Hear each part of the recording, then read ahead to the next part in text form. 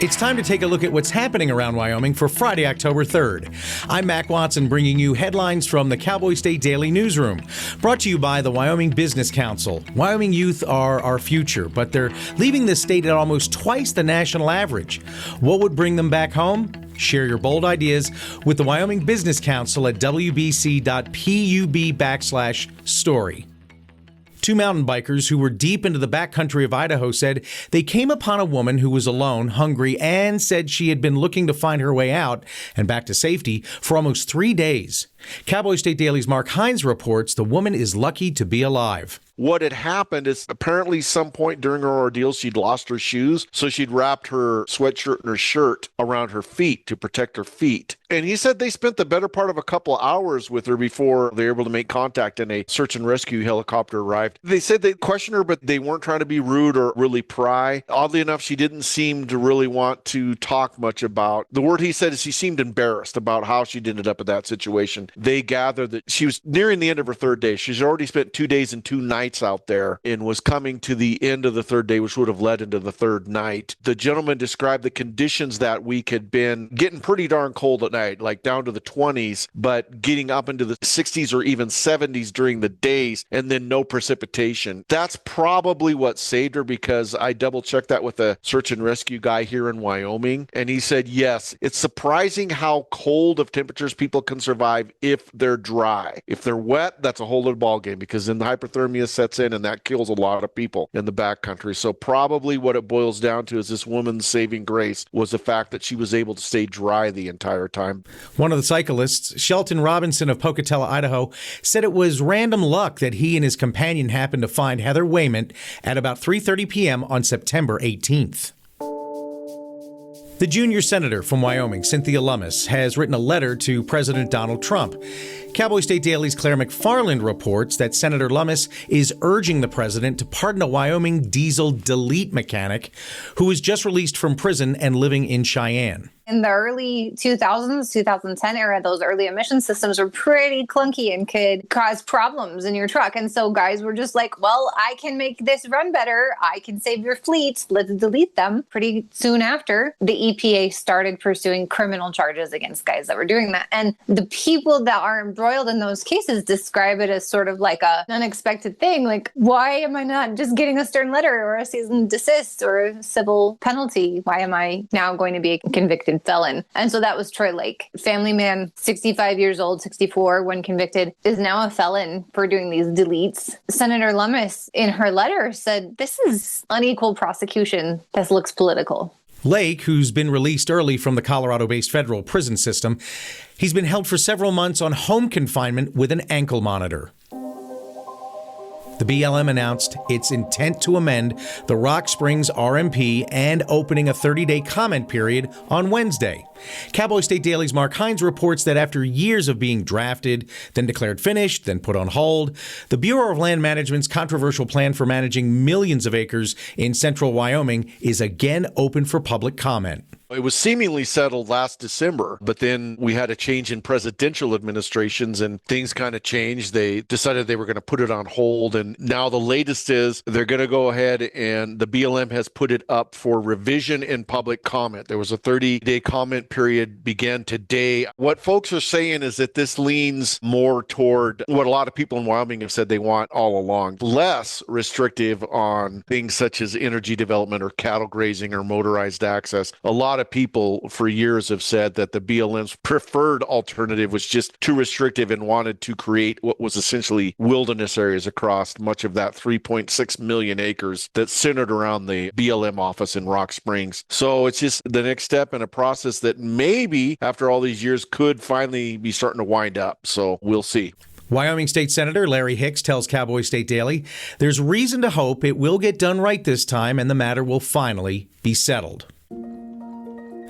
Wyoming weather is never boring. We know that. Friday temperatures could be scorching, but then a shift starts on Saturday.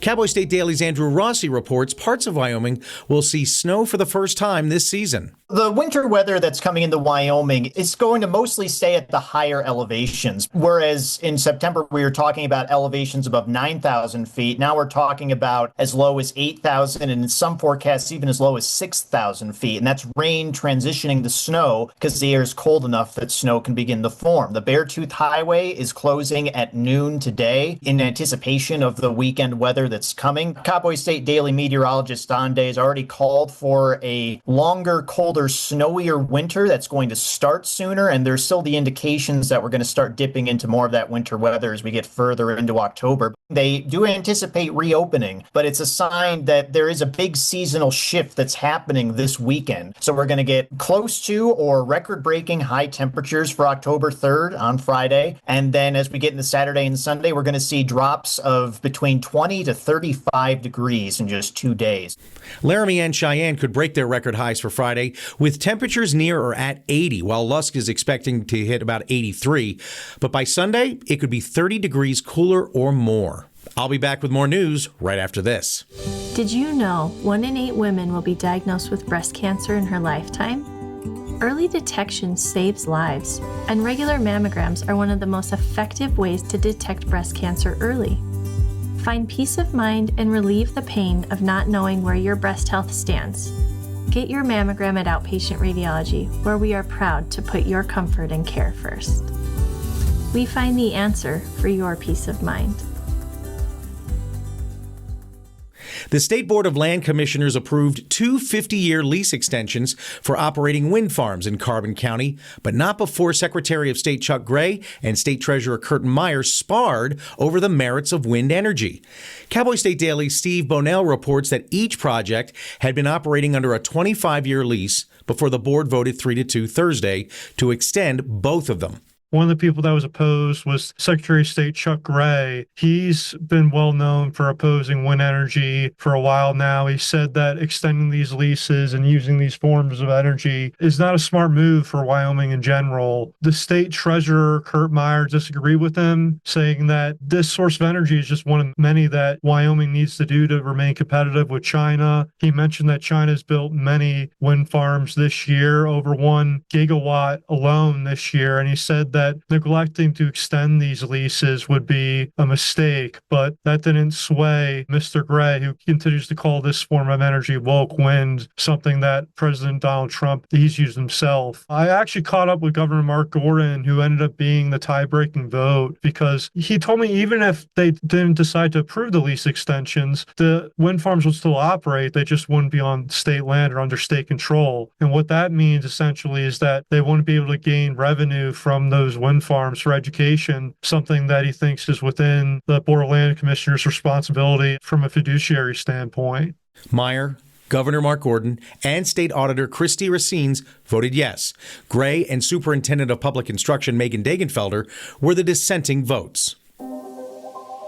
The U.S. Bureau of Land Management is announcing that next week, over 3,500 acres of federal coal reserves in the Powder River Basin across Campbell and Converse counties will be auctioned off. Cowboy State Daily's Jackson Walker reports that this is the first major coal lease sale in a decade. The Bureau's expecting that there's going to be up to 365 million tons of coal available in that area that one lucky company is going to get the opportunity to claim. One local advocacy group told me, however, that they're concerned that this project is going to open up the area to a myriad of negative effects. These include pollution in the water, in the air, possibly harming the wildlife, and of course presenting a major disruption to the people who live in the area. One coal expert, however, told me they feel that this issue is going to completely turn around the state of Wyoming's economy. It's going to completely improve a lot of different aspects of our energy economy and help us continue to stay competitive in a landscape that continues to demand more and more of our energy producers as we see cryptocurrency and AI rising in prominence. Now, the agency says it will accept no less than $100 per acre for the coal, but hopes to only approve the highest cash bid that meets or exceeds fair market value. A person fatally shot Tuesday morning in Fort Collins, Colorado, was an airman serving in Cheyenne at the F.E. Warren Air Force Base.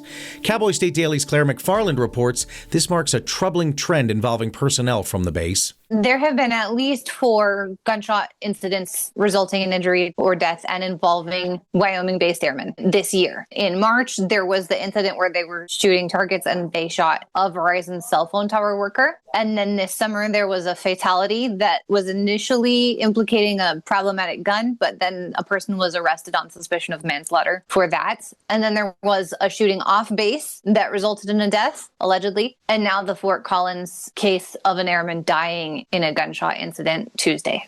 The man who died was an airman, and the second person was not.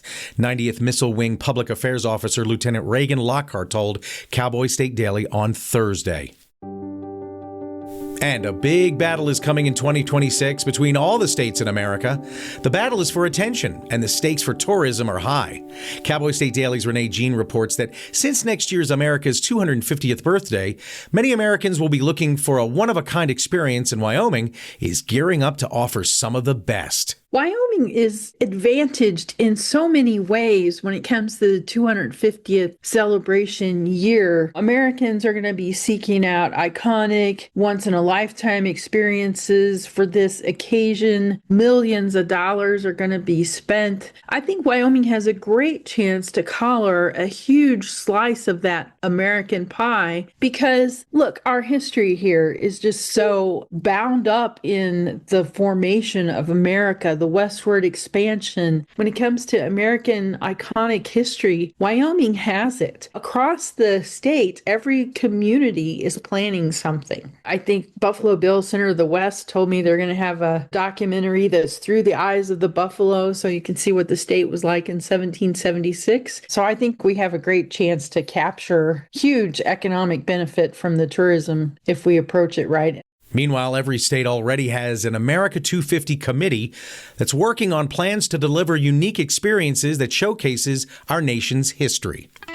And that's today's news. Get your free digital subscription to Wyoming's only statewide newspaper by hitting that daily newsletter button at cowboystatedaily.com. And you can watch this newscast every day by clicking subscribe on our YouTube channel or listen to us on your favorite podcast app. Thanks for tuning in. I'm Mac Watson for Cowboy State Daily.